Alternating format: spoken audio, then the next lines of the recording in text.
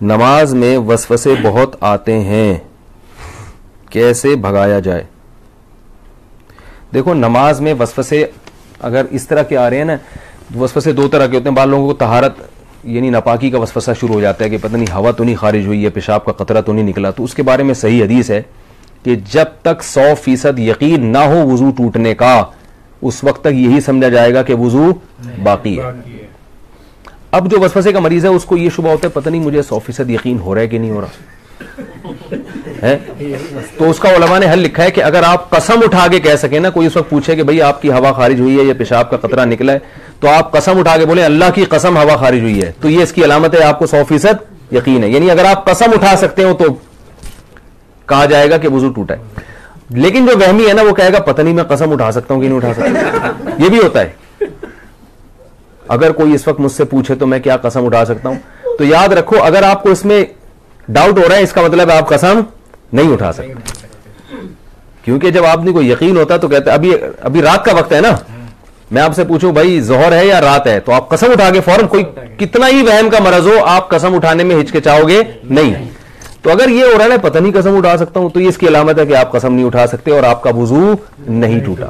پھر یہ فکر نہ کریں کہ حقیقت میں ہوا خارج ہوئی ہے نہیں ہوئی ہے، بس اللہ اس کے رسول نے جب کہہ دیا کہ آپ کا وضو باقی ہے تو وضو باقی ہے.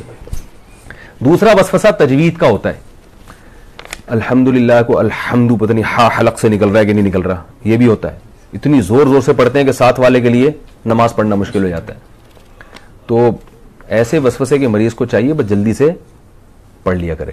کسی نے بڑا اچھا ملفوظ بھیجا حضرت ڈاکٹر عبدالحی رحمۃ اللہ علیہ کا، کہ ان کے پاس ایک شخص آیا اور کہنے لگا میرے تو سردے ہی بیکار ہیں، میری تو نماز ہی بیکار ہے، نماز میں دل ہی نہیں لگتا اور وسوسے آتے ہیں اور پتہ نہیں کہاں توجہ ہوتی ہے، ایسی نماز کا کیا فائدہ، ایسے سردوں کا کیا فائدہ.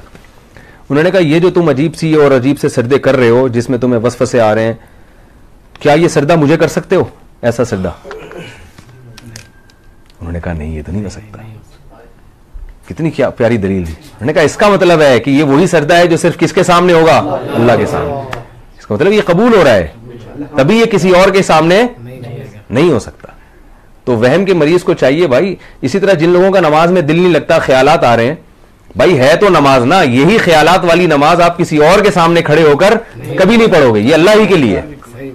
تو یہ اس سے میں نے یہ سنا، مجھے اتنا فائدہ ہوا، میں نے کہا دیکھو یار کتنی حوصلے کی بات کر لی انہوں نے. بھائی ٹوٹی پھوٹی لنگڑی لولی نماز ہے تو اللہ کے لیے نا، باقی ظاہر ہے دن بھر محنت مزدوری کریں گے تو خیالات تو آئیں گے. خیال تو ایسی چیز ہے جتنا بھگاؤ اور آئے گا. وہ لطیفہ سنا ہے کتے والا؟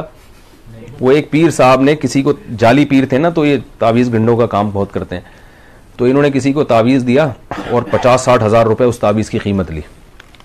اس دیہاتی کو کہا کہ یہ تعویذ ہے 50-60 ہزار روپے کا ہے، اور اب ان کو پتا تھا اثر ورثہ تو کچھ ہوگا نہیں تو پیسے یہ مانگنے آ جائے گا. تو انہوں نے اس گنوار کو، دیہاتی کو کہا یہ تعویذ جب اثر کرے گا، جب گھر میں جب تم داخل ہونا اس تعویذ کو لے کے، تو کالے کتے کا تصور دماغ میں نہیں ہونا چاہیے. اب آپ بتاؤ کون گھر میں داخل ہوتا ہے تو کالے کتے کا تصور ہوتا ہے؟ کسی کے بھی نہیں ہوتا. انہوں نے بولا جب گھر میں جاؤ گے تو کالا کتا نہیں ہونا چاہیے. اب وہ کہہ رہے یار 50 ہزار روپے خرچ ہو گئے اور اگر کالا کتا دماغ میں آ گیا تو سارا تعویذ ضائع. اب وہ بار بار کہہ رہے یار یہ کالا کتا نکلے کسی طریقے سے، چھٹک رہا ہے یوں کر کے کالا کتا. وہ جتنا نکالو گے اتنا ہی دماغ میں آ رہا ہے. اب گھر کی دہلیز پہ پہنچ گیا تو یوں کر کے کتا نکال رہا ہے اور آ بھی کالا ہی رہا ہے. کہہ رہے کمبخت ایک تو آ بھی کتا رہا ہے اور اوپر سے کالا ہی آ رہا ہے. بھائی 3 دن تک یہ کرتا رہا ہے، گھر میں داخل ہی نہیں ہو رہا، بچوں کو باہر نکال دیا، کھانا ادھر ہی دو مجھے، جب کتا نکلے گا تو گھر میں داخل ہوگا میں. لیکن کتے نے تو اور گھسنا تھا. بالآخر یہی ہوا کہ گھر میں گیا تو ذہن میں کتا تھا. بعد میں آیا وہ اپنے جعلی پیر سے کہنے لگا یہ اثر ہی نہیں. انہوں نے کہا میں دیکھا مجھے تو پتہ چل جاتا ہے تمہارے ذہن میں کتا تھا، اور عقیدت ہوگی کہ ایک تو ان کو پتہ بھی چل گیا. تو وسوسہ ایسی چیز ہے جتنا نکالو گے اتنا ہی آئے گا.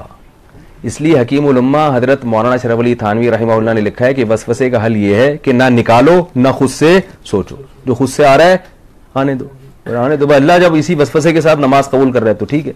اور وضو کے بارے میں سوچو ہی نہیں، 3 دفعہ منہ دھو اس کے بعد سوچو ہی نہیں یہاں سے کچھ یہاں سے کچھ. وہمی کے مریض ہیں ان کا کبھی بھی وضو نہیں ہو سکتا, ان کو آپ تالاب میں ڈبو کے نکالیں گے نا 6 دفعہ پھر بھی نہیں ہوگا ان کا وضو.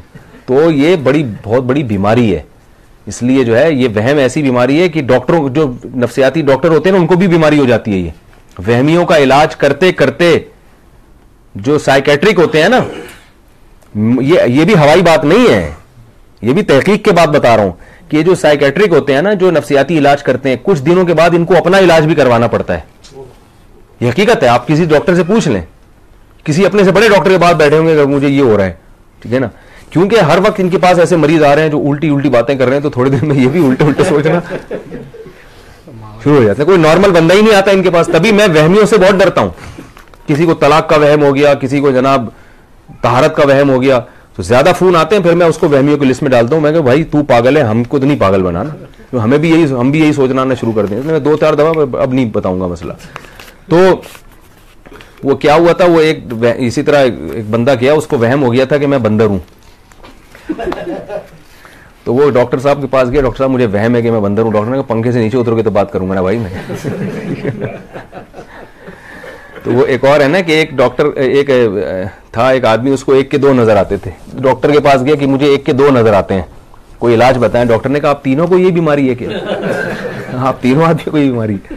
تو بعض دفعہ ڈاکٹر خود اس میں مبتلا ہوتا ہے. تو وہم کا علاج خود ہی کر سکتے ہیں بھائی. وہ کیا ہے کہ وہم کو لفٹ نہ کرائیں. کیا نماز کے بعد سر پر ہاتھ رکھ کر یا رحیم کہنا جائز ہے؟ یہ سنت نہیں ہے. نماز کے بعد جو لوگ سر پہ ہاتھ رکھ کے بیٹھے ہوئے ہوتے ہیں, کسی بھی صحیح حدیث سے یہ ثابت نہیں ہے. تو اگر کوئی بطور وظیفے کے پڑھے تو ٹھیک ہے, تو باقی یہ کہیں سنت نہیں ہے. کیا بڑی بہن چھوٹی بہن اور چھوٹی بہن کے شوہر اور چھوٹی بہن کی بیٹی کے ساتھ حج پر جا سکتی ہے؟ نہ. بڑی بہن کو چاہیے اپنے کسی محرم کے ساتھ جائے. اگر کسی کے پاس اتنا نہیں کہ میاں بیوی حج پر جائیں, صرف ایک کا خرچہ ہو پائے گا, تو جس کا ہو رہا ہے وہ چلا جائے, بیگم کی بددعائیں لے وہ تھوڑے دنوں کے لیے.